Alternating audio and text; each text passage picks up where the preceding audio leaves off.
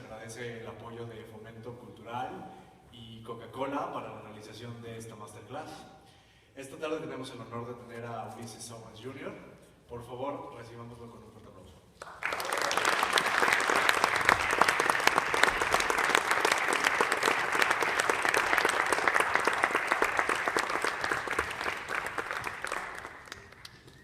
Hola. Hola. How are you? Bien. So we have a translator in the ear. No. Leo.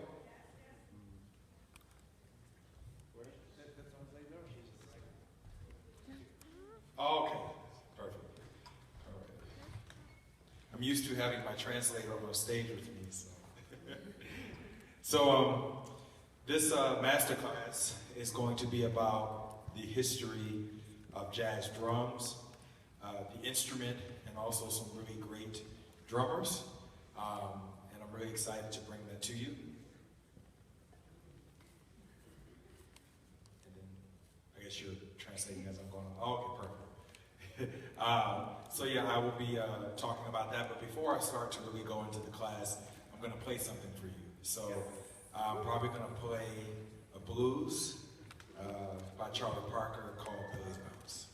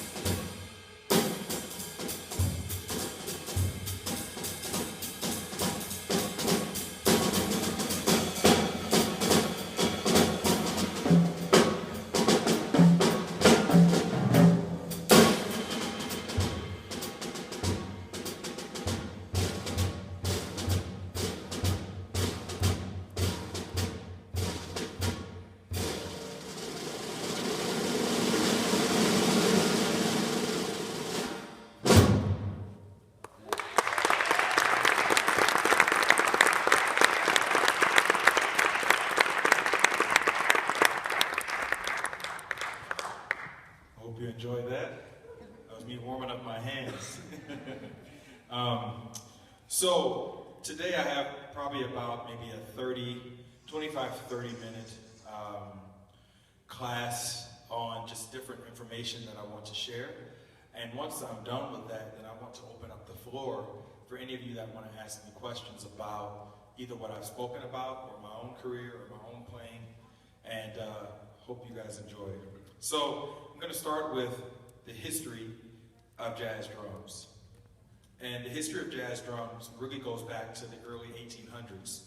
And at the time, you had a lot of orchestral musicians, orchestral percussionists, so percussionists who played, timpani, ballad instruments in a lot of orchestras.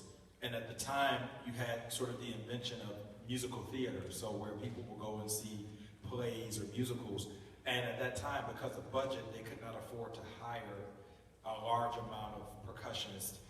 So what they would do is they would hire maybe one or two percussionists, and then they would give that percussionist multiple instruments. And that was sort of where what we know now as the drum set then was called the trap set. And anyone who played the trap set were called trap drummers. So right around the time of 1840s is really when these musical theater drummers and pit orchestras started experimenting with pedals.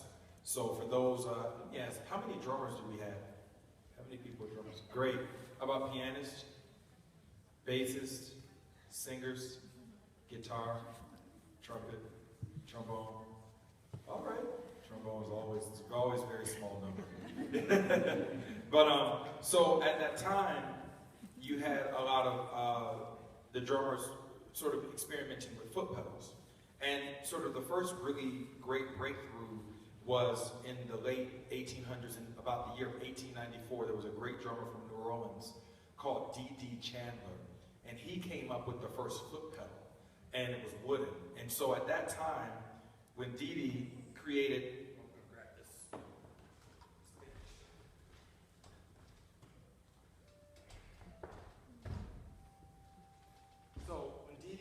created the pedal, it was wooden, and so the pedal, for drummers who know, you have the pedal, and typically the pedal is here, and there's a beater here.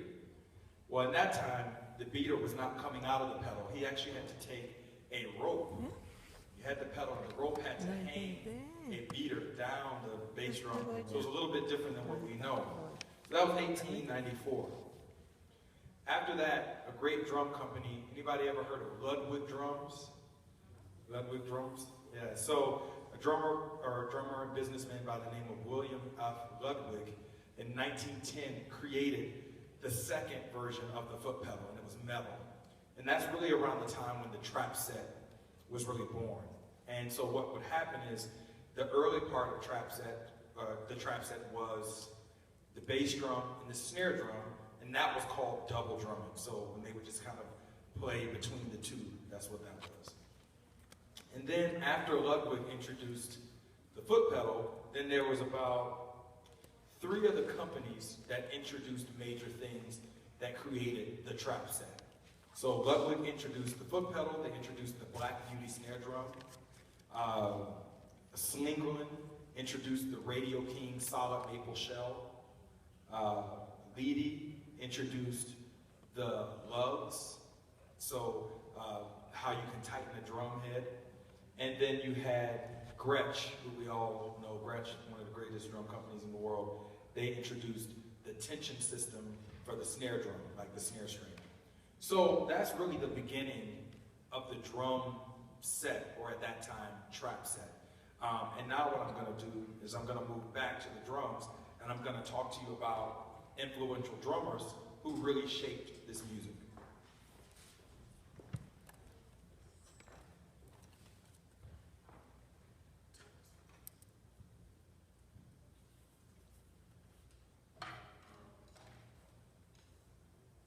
So, a lot of jazz was born, as many may know, thank you, in New Orleans, Louisiana. And so a lot of the early influences of that music comes out of that city. One of the first great jazz musicians ever, anybody ever heard of Louis Armstrong? Yeah, of course, we call him Pops, right? So one of the first great drummers played in his band. It was in a band that he had called the Hot Seven. He had a band initially called the Hot Fives, which was just with bass, banjo, and horn, but the Hot Seven had drums. And that drummer's name is Warren Baby Dodds. And so what Baby Dodds did, he came out of kind of the military sort of style of playing. So some of the earliest jazz playing on the drums was around something called the buzz roll, which for non-drummers, drummers, we have rudiments that we have to learn, just like other instruments have scales. And so the buzz roll is the type of rudiment. It sounds like this.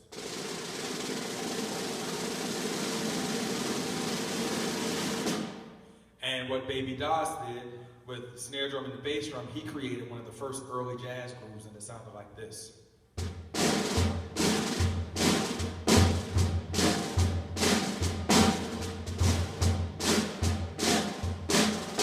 Or faster tempo.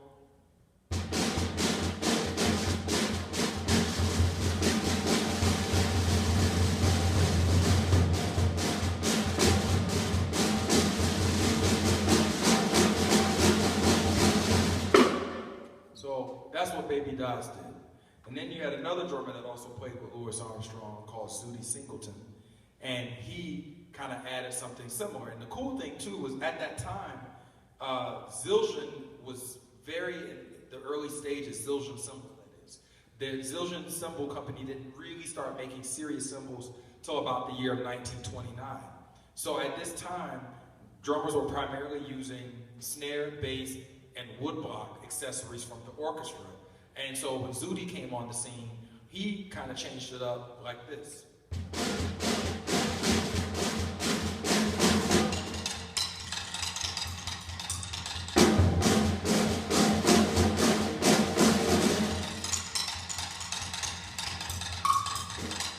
So they added percussion instruments and it had kind of that feel to it.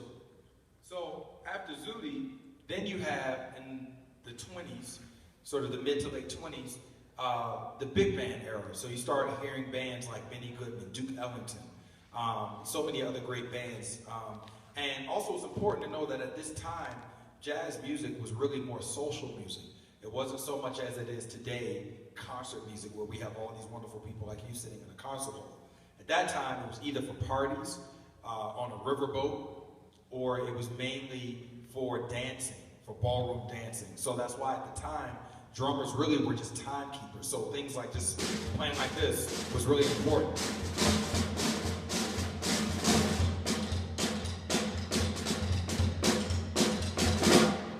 So at this time, the big band era comes in. Duke Ellington hits the scene out of Washington, D.C., and he has a great drummer with him named Sonny Greer. And Sonny Greer was phenomenal, and he had really like a part trap set and orchestra setup. He had a gong behind him, he had timpani drums, he had a whole lot of really cool things. And so with Sonny Greer, when he came on the scene, he changed the groove like this with the invention of the hi-hat. Because before the mid-20s, the hi-hat existed, but it existed as something called the low boy, which stood no higher than this, and it was really more to just play time. So it would be like this, as the low boy.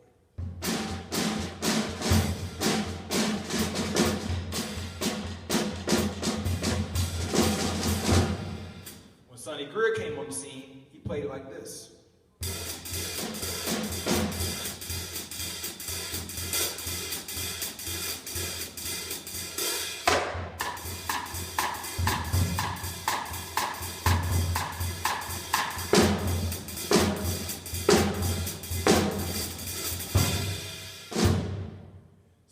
That's what Sonny Greer did. He kind of changed the groove. So here you go from Baby Dodds, which is more militaristic in the late 1800s, early 1900s.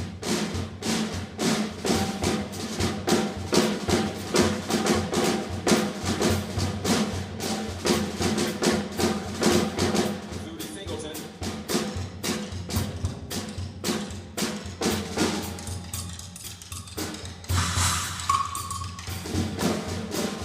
Sonny Greer.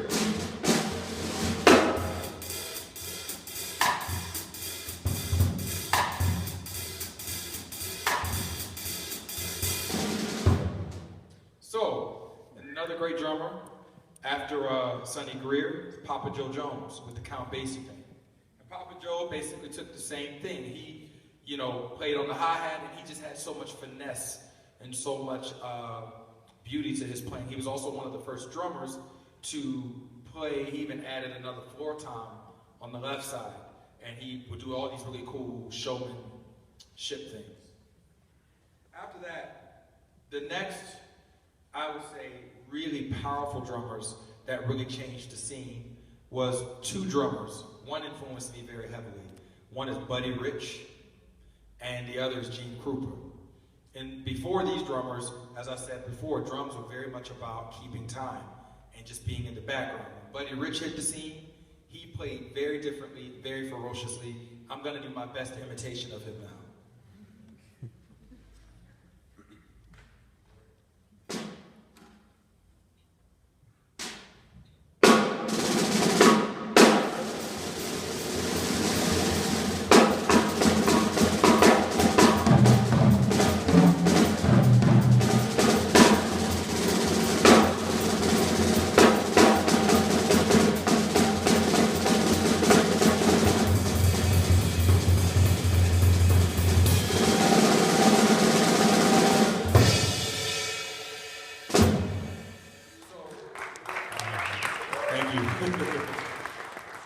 So Buddy went from playing really fast and just playing all these drums. I mean, he would take these 10, 15-minute drum solos. And Gene Krupa, same thing. And it changed the way drums were seen. And I think Buddy was probably one of the first drum celebrities, meaning he was like stars at that time like Frank Sinatra and Sammy Davis Jr. and you know, Dean Martin. Buddy was as famous as all of them. He was on TV shows, and as a kid, he was a virtuoso as well. So Buddy really changed the scene, him and Gene Krupa, and really made the drums become more of a solo instrument, as different than before, where it was just a background instrument. So Buddy Rich comes on the scene, and then after that, there's a new type of music that is starting to emerge, and this is in the mid to late 40s, 1940s. And about the time of 1945, a great trumpeter hit the scene named Dizzy Gillespie, and he started coming up with something called bebop. He and Max Roach and Oscar Pettiford and Mary Lou Williams and Thelonious Monk and Charlie Parker, Miles Davis, they all started coming up with this great new form.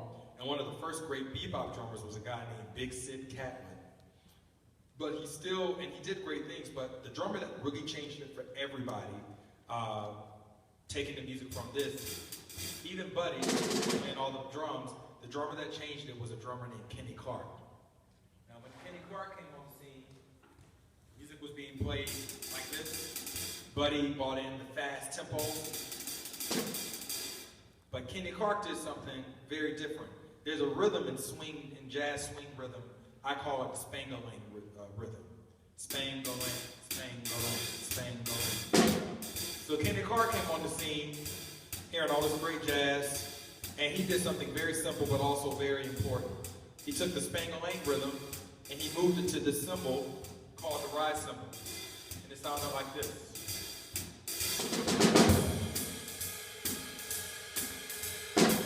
This changed the music forever, because at that point, it freed up a lot of the drummers to even comp with the piano players.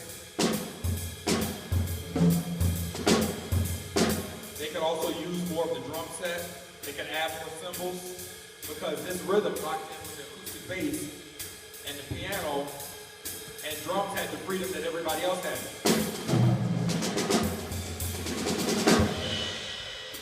So Kenny Clark is still today one of the most influential drummers, because he changed the landscape of how we approach the drum set in jazz music.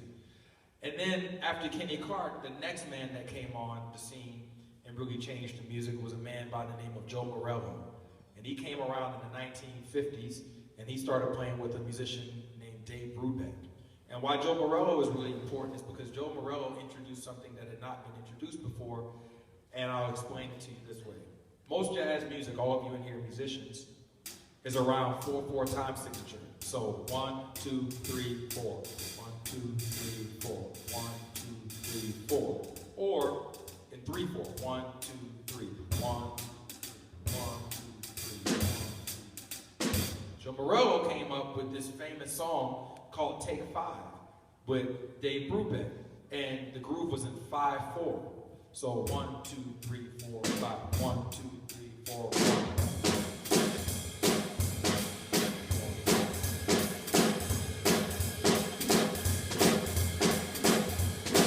And the other thing that he did that was really famous and made him famous was he soloed over that. So it was one thing to play the groove, it was another thing to play the drum solo. So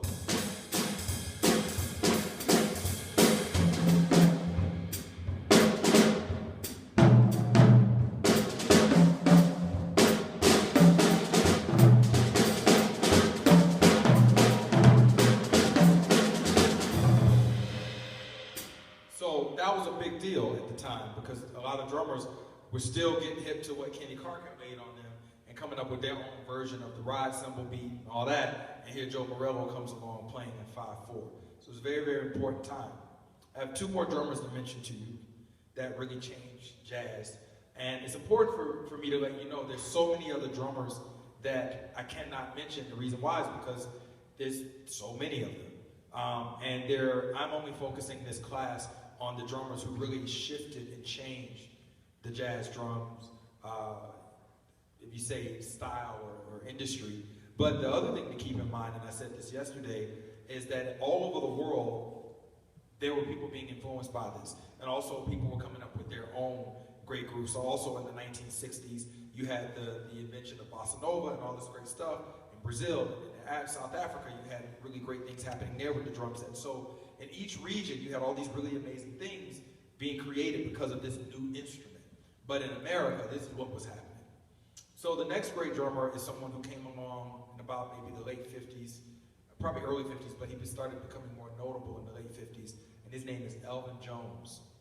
And what Elvin did not necessarily invent a new way of playing, but he created a different kind of feel.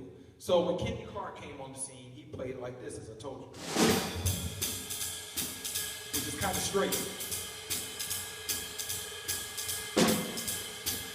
When Elvin came on the scene with John Coltrane, he played like this.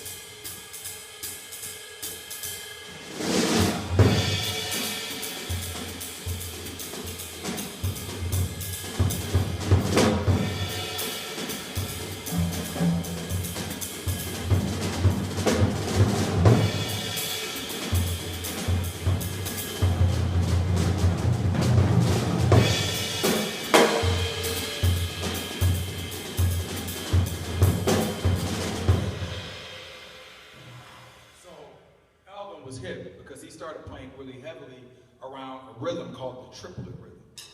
So if you're playing 3/4, 4/4, 1, 2, 3, 4, the triplet sounds like this. Triplet, triplet, triplet, triplet.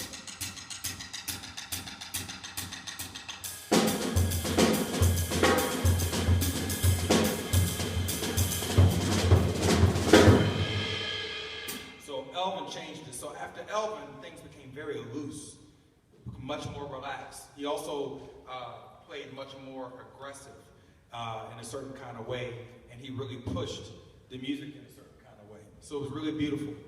And then after Elvin, the next drummer that completely changed it for everybody was a drummer by the name of Anthony, as we call him, Tony Williams. He came about in the 1960s. He was 17 years old, playing with Miles Davis. And Tony, what was so important about Tony was, I think he was the combination of, obviously, Roy Haynes, which is a huge mentor to him, Elvin Jones, Buddy Rich, and he had a kind of concept that changed. So you have Kenny Clark, Elvin Jones,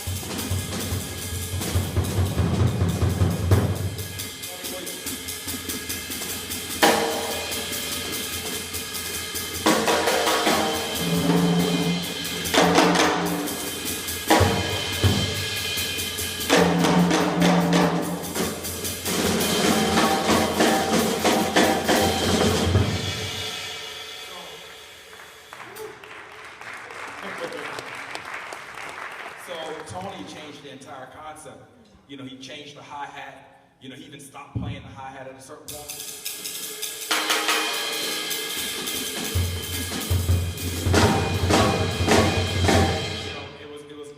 Different. So after that, in my opinion, my very humble opinion, I think that after Tony Williams, we had great drummers, but the music didn't change. It just became a version of people just doing their own thing. Now, it's also important to know, after Tony Williams, jazz started to change a lot. You had the late 60s and the early 70s, which started to become the avant-garde era. So you had great drummers like Rashid Ali, you had Billy Hart, Jack DeJohnette even, so many other, Andrew Cyril, you had so many other great drummers who hit the scene, and they just started playing very free. When even bands like Sun Ra, you know, and it became more about soundscapes. So you either had that, or you had the 70s where jazz bands were playing more fusion.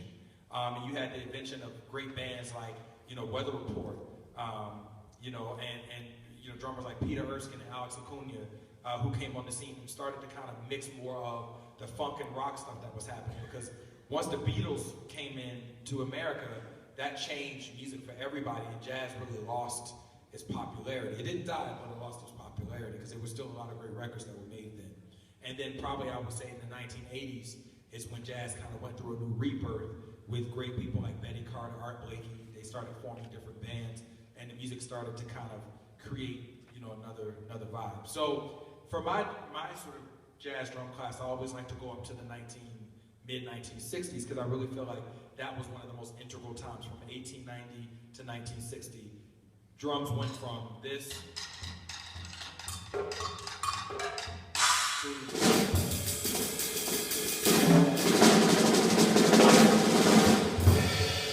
that's a very wide gap. So that's something that I really wanted to kind of talk about in my class. I think it's also very important for you, even in those periods, to research all the other drummers that I didn't get a chance to talk about. So like in the 1940s, you know, there's so many great drummers that came on the scene. In the 1950s, I mean, you had Art Taylor, Jimmy Cobb, you know, Philly Joe Jones. I mean, the list goes on and on and on and on. Same thing with the 60s and stuff. So I think what I hope this class does for you is sort of sets a foundation that you can go from and do some great research for yourself from there. So that is the end of my class, and now I'm going to open it up for you to ask questions.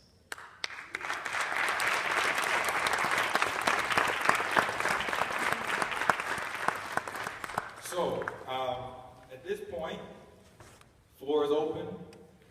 I can talk about anything from my practice routine to, we could talk more about Tony Williams. I'd love to talk about him.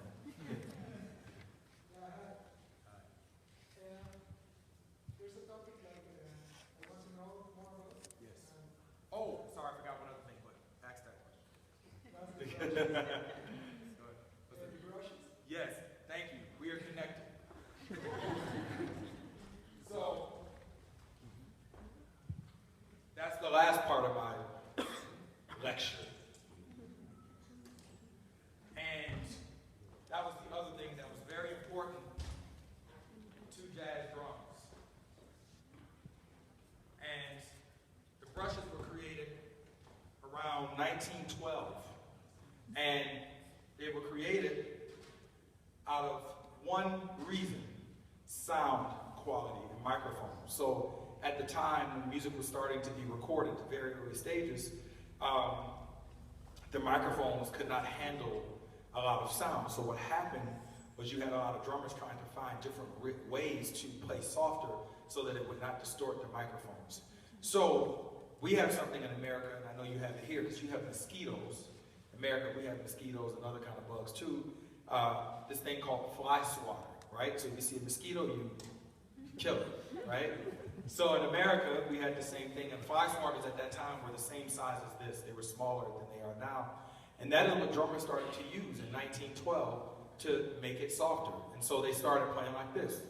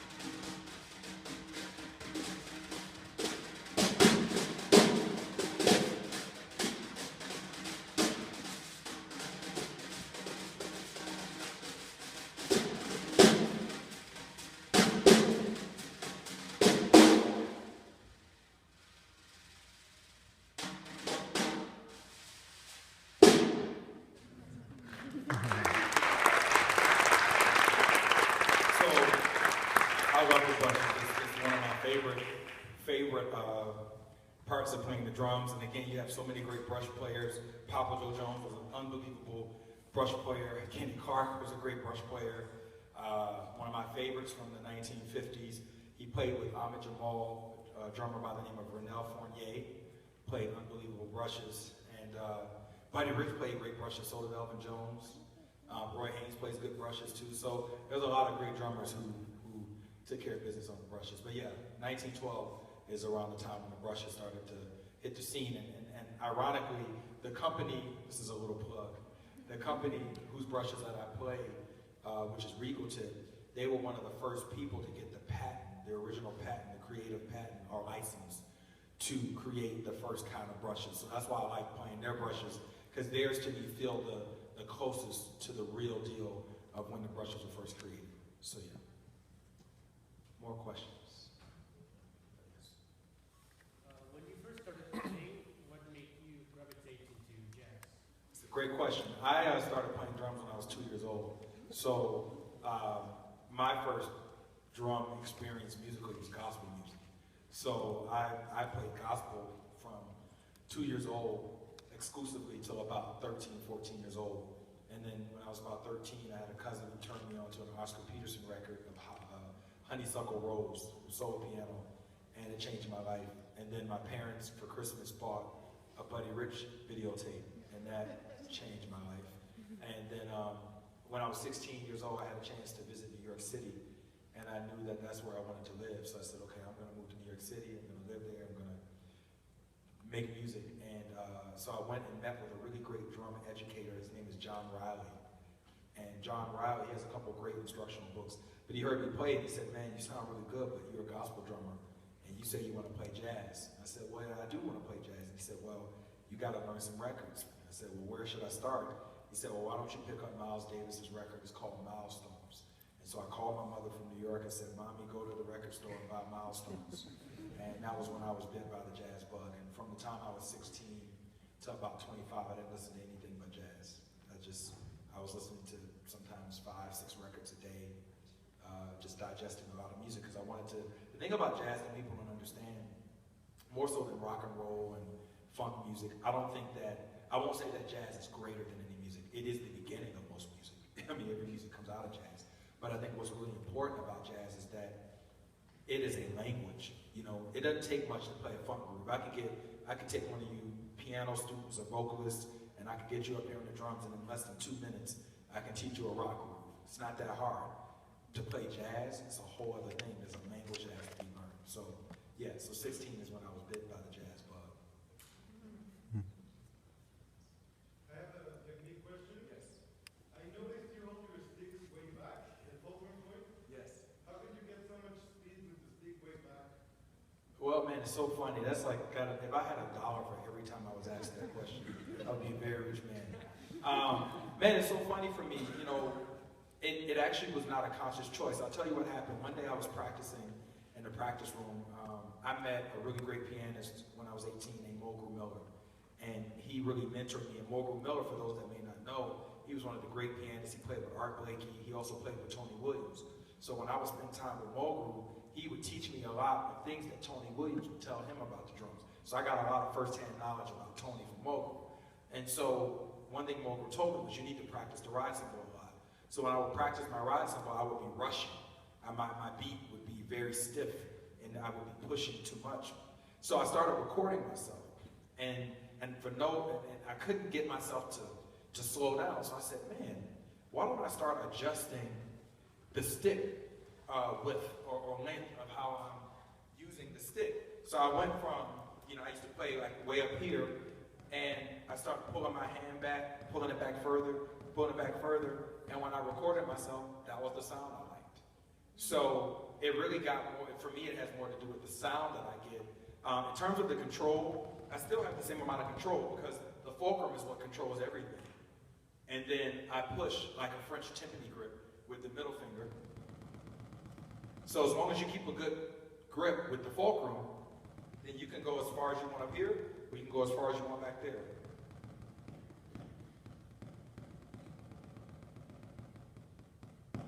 So that at least is why I did it for me, and I love the sound of being further back on the stick. But it's different for everybody, and that's the other thing I think that is really something we get caught up in jazz. We create a lot of rules about, you know, it's one way or the highway, and I don't think that that's true. I think there's multiple ways to get to a good technique. Now, what I will say, especially for my drummers, you do have to be careful about technique in terms of, if you have the wrong technique, you can injure yourself. So I'm very big on if you're going to play match grip, you need to play thumbs up like this, or if you want to play match, you can play palm down, you know, which is more military or classical.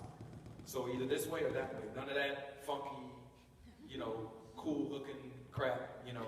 If you want to play for 50, 60 years like the masters did, play the right way. And same for traditional grip.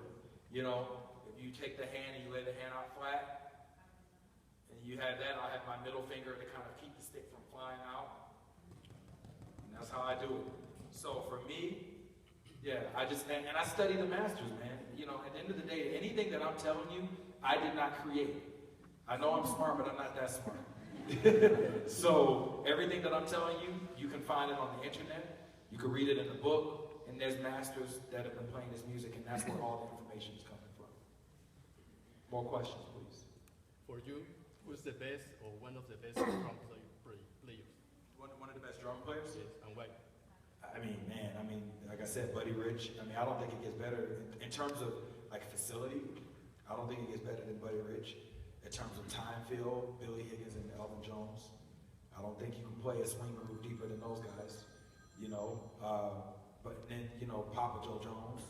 I mean, yeah, again, it's all, that's the thing too about jazz, it depends on what you like, you know, because I've gotten into debates with people who say that, you know, Buddy Rich was terrible, that he, you know, all he had was chops and that's it. And I'm like, I don't think that's true, you know, but that's their preference, so I can't change it. So, you know, but then there's this whole other side of me. I mean, you know, I love, like, my dream before I heard jazz was I wanted to be the next Dave Welcome and Dennis Chambers, you know. That's what I wanted to do, you know. I love Bernard Purdy. I love reggae music, Carlton Barron. You know, I love so many great people. I love Brazilian music. That's what I've been listening to the last 6 months. I've been checking out a lot of Brazilian music. So, you know, I think it just depends. There's so many great musicians, and that's what I love about music. And traveling. I mean, even being here, like, you know, you guys have one of the greatest jazz drummers in the world from your country, Mr. Antonio Sanchez. You know, it don't get too much better than him, you know. So I think, again, it just depends on what your goals are, you know, and what you really like. Could you tell us, please, a little bit more about your process of conceiving a solo drum arrangement, like the one you play when you just introduce yourself? I'm really interested about how you go from rhythmically to melodically and the other way around. Of my playing? Yeah, on your process of conceiving, like the whole arrangement. So how I play, like my concept, but then you talked about how I take or how I approach an arrangement. Yeah, it's more like you like a musician question. Like I'm not a drum player, so I'm more interested about the concept you play. How you think about it. Okay. Well, I'll tell you this. My biggest concept of how I play is the groove first. You know, one of the things, and I feel like one of the reasons why I've been really blessed to play with a lot of great musicians is because I feel like I put the groove first. So when I sit on the drums, even when I'm leading my band, my first thing is my ride cymbal. How's it hooking up with the bass player? Are we playing in the same place, in the same beat, the time? Then once me and him are swinging, okay, where's the piano player? Are we locking up? Are we hooking up the thing? And then once I get that happening, once that's the engine, once the engine is running, then I listen to the vocalist or the horn player. How can what I play help what they're doing? So I would say my concept is to serve. That is how I play. And I firmly believe that is what has allowed me to be successful enough to even be here with you, is that I always played for the music. I never worried about my own ego musically, you know. And the drummers that I loved did that. You know, Billy Higgins probably never played a quarter of the drums that Buddy Rich played, but he probably made way more records than Buddy played, you know, or made. Because Billy Higgins, like when I moved to New York, there were a couple drummers that everybody talked about. One of them was Louis Nash, who was my teacher, who I absolutely adore. The other one was Billy Higgins. The other one was Art Blakey. Those were like some of the most influential drummers. Louis was obviously younger, but Art Blakey, there was no other drummer who created as many jazz stars than him. And Art Blakey was never known for a great drum solo, but he had a great big ride cymbal beat, and the way that he could play arrangements influenced a whole other generation of players. You know, I mean, Winter Marsalis, which is the whole reason why we're here, would not exist if it was not for Art Blakey. So I say all that to say back to my concept. My concept is to serve the music and move the music in a certain kind of way with my groove and with my musicality that makes it really good and makes people love and be able to comprehend it. So I hope I answered your question. I was talking a bit more about your solo drum arrangement. When you play solo like you played the first time, I found it You know, interesting. a lot of people ask me about soloing, and I have to say that soloing to me is not important as a drummer. What I mean is that as a drummer, if you're not playing good time, if you're not playing in the groove, all that other stuff doesn't matter. Now my soloing concept for me comes more from singers and horn players and pianists. So when I wanted to learn a language of soloing, I check out, like, so when I sat down and I played Billy's Bounce, I approach it as a pianist or a horn player would approach it. They play the head down, and then they pull from phrasing and the form and a language of rhythms and melody, and that's how I approach soloing. But I always, you know, because I get that question about, oh, I love your soloing, how do you approach it? I think that what we have to understand is if you don't know how to play the form, if you don't know how to play time in form, then your solos won't be informed by anything. So I think what will help people solo better is to know the form and to know the melody, because everything that I pull out of my solos comes from the melody. So I think if you're searching for a concept of soloing, start with the melody. You know, if you're gonna play da da da da da da da da da da da da da da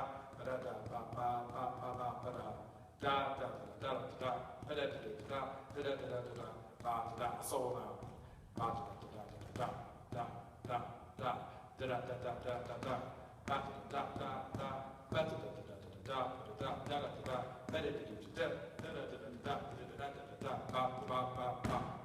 So the rhythms that I just played in my solo, 75% of them came from the melody, you know? So I think if you start with the melody, that is a great way to get you into a greater language. And then of course, you know, you can get into composition, you know, like when you start really crafting solos, you can get into sounds and, you know, do you want to do a free solo? Do you want to do a solo in time? Do you want to, you know, completely just go off in the stratosphere? So I think there's so many different ways to approach it. But I think for me, I would start with the melody and the form. Does that answer? Okay, cool. Thank you. No, of course. Now that you are saying that jazz language, what do you think is the best way to assimilate this language? About studying, I don't know, transcriptions, jazz books, or comping recordings? So I think the two ways, I'm not really into jazz instructional books, just because the music didn't come, like, what's one of your favorite records? Something of Ornette Coleman. Okay, what's the record? One of his records. The Shape of Jazz to Come. Okay, so when you heard The Shape of Jazz to Come, is there an instructional book on that? Exactly, right? So that's why I don't really believe in instructional books. What I will say is I think instructional books, for those that need that kind of analytical approach, it helps them. So there's some people who can't listen to a record and say, wow, Arnett's still, you know, his pitch is this, his sound is that. Some people can't do that. Some people have to like pick up a book and like read and be like, oh, okay, he turned his mouthpiece this way, whatever. So that's not me. I'm very much an oral learner. I'm the kind of cat, if I see you play something once, I internalize it, and I immediately, it like becomes a part of my vocabulary. So I think the two ways, in my opinion, is transcribing and listening to records. Now, transcribing, there's a couple different ways to do it. There's transcribing, written transcribing, and then there's the oral. I've never done well with written transcriptions because, again, I hear something and I take more time trying to figure out how to write down what I heard versus if I hear Philly Joe Jones play a groove, I sit down on a drum set and I figure it out. Now it's a part of my language versus writing it on a paper and then playing it off of a paper. Give it to me straight from the source, you know? So that's how I learn, but again, everybody's different. So yeah, I think listen to as much music as you can, because that's the thing with jazz. You will not become better at it if you don't listen to it. I said it to the audience, I think yesterday, I said, what you listen to is what you become. If you listen to nothing, you become nothing. You know, you listen to everything, you become everything. So I think whatever direction that you want to go, you got to listen to them. So my goal when I moved to New York City was to be one of the top, most in-demand drummers in the world. So who did I go listen to? Louis Nash, Greg Hutchison, Brian Blade. They were the drummers that had all the work at the time. So if that's what I wanted to become, I had to go listen to them. So I hope I answered your question. I'll take a few more questions.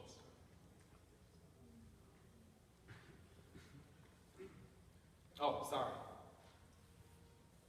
Would you please, can you break down a little bit of what you've taken out of Tony Williams? Cool. So I'll tell you this. I'm a huge fan of Tony, but I'm not as knowledgeable about him. But I will tell you the things that really affected me for Tony. The first thing that affected me for Tony was his ride cymbal beat. And I don't mean just the busy beat. I mean, when you listen to some of those, like Nefertiti or even some of those like slower tunes, just when he plays a quarter note, there's a sound he gets out of the cymbal. So that was the first thing that I took from him. I was like, wow, like, how does he get that sound? Which is why, every drummer, jazz drummer is looking for a 1960s K Zildjian vintage cymbal, because we all want the Tony sound, So that was the first thing. I was like, wow, I hope to get that same sound that Tony got out of the ride cymbal. The next thing that I really loved from Tony was his use of the bass drum. The way that he utilized the bass drum. He for the most of his early jazz life played an 18-inch bass drum until, he got into Lifetime and all that other stuff. He was playing rock drums at that point. But there was a way that he hit the bass drum. There was a tone that came from the bass drum that I really loved and I really wanted to get. So I spent a lot of time checking that out. And then I also really loved his independence, the way that he would break up things or the way, he would come off the tom and play. So I think for me, that really moved me. And then Tony, the reason why I compared him to Buddy Rich is because Tony, to me, was one of the most powerful drummers. There's a couple of clinics, it may even be on YouTube, where he's literally doing a master class like this, and he's sitting with a snare drum, and he just, for like 10 minutes straight, single stroke rolls. That is unbelievable. And not, like here. He's like here, like high. And that for me, I'm like, I want to be that when I grow up. So yeah, I would say Tony, his power, his concept, his ride cymbal sound, and just the sound out of the instrument that he got. I think what I loved about him, as modern as his approach was on the instrument, his sound was very traditional to me. At least when he was with Miles and even some of those early Herbie records. Yeah, that's what I love from Tony. A couple more questions? Yes. You said that you wanted to become one of the most on-demand drummers. Yes. Business-wise, what was the abilities that you had to develop to achieve that? Pick up the phone. That is the first. No, the biggest thing that I had to do to get to that place, and I would like to think that I'm somewhat in demand. I've really been blessed that probably in the last, I think since maybe 2008, 2009, I've been very thankful to work pretty consistently and with great people. The first thing is I had to learn how to be very flexible and very easy to work with. Because if your goal is to have your own band, you can be a jerk, because, it's your band. You can call the shots. If you want to work with everybody, you need to be cool. You need to be relaxed. You need to learn also how to check out a lot of people's music. You have to learn how to if somebody can come up to you and say, hey, I got this great, album I want you to check out. But if you want to work with them, you got to do that. So I think one of the first things is being an easy person to work with. Also, I think as a drummer, I had to be versatile. So I had to, beyond playing swing, I had to make sure my funk grooves were great, my bossa grooves were great, my Afro-Cuban brushes. If you want to be in demand, you want to work with a wide variety of people. So for instance, when I started working with Christian McBride, that was very important for me to be versatile. When I started working with his big band, I had to play a wide variety of styles with him, because he does that. You're talking about a person who can play any style amazing, like in an amazing way. So I had to really work a lot on that. So I would say, yeah, being very flexible. And you laughed when I said pick up the phone, but that has a lot to do with it. You have to learn how to be very studious and respond to people. If someone calls you or emails you or Facebooks you and you want to work with them, you need need to respond to them. So you'd be surprised, there's little things like that that can keep you from either having all the gigs or having no gigs. I'll take one last question. Yes.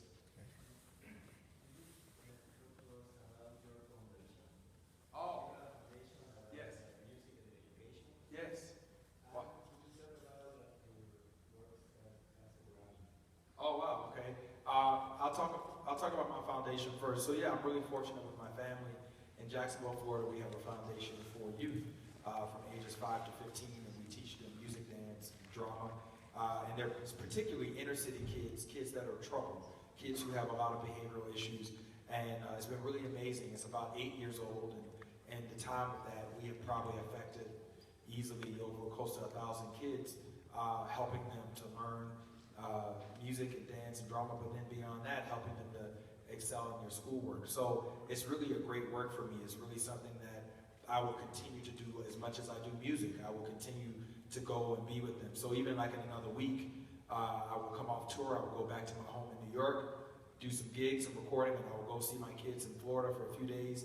And I do that about once a month. I take time from the road, cancel gigs sometimes to make sure that I get time with my kids, because I really believe in building a legacy in the future with them. So that's very important to me. In terms of Grammys, I've been fortunate to be a part of I would say 3 Grammy-winning projects actually, but 2 in which I was directly awarded. The first was an album with a great singer named Kurt Elling, and we worked on a record called Dedicated to You, which was a tribute to John Coltrane and Johnny Hartman. And that was a really great experience because it was my first time really recording for a major record label. We recorded that for Concord Universal. And so it was really interesting to, Kurt had already been nominated for like 8 Grammys. So when he made records, he had a specific focus. And that's the one thing I will say about people who make records who get Grammys.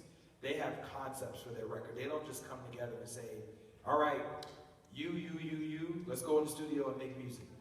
When you get Grammys, they say, okay, you have probably, you have a great sound on the bass and you've recorded 100 records. You come with me.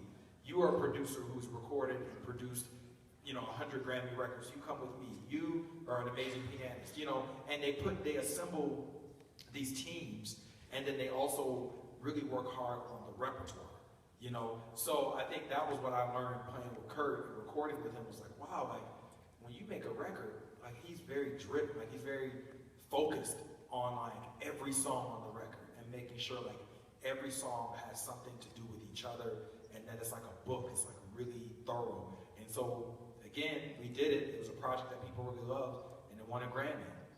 Same thing with Christian McBride with his big band. I remember being in the studio. I tell the story all the time, and we were listening to the playbacks of the song, and I was in the booth and I heard it and I said, wow, I said, this record is probably going to win a Grammy.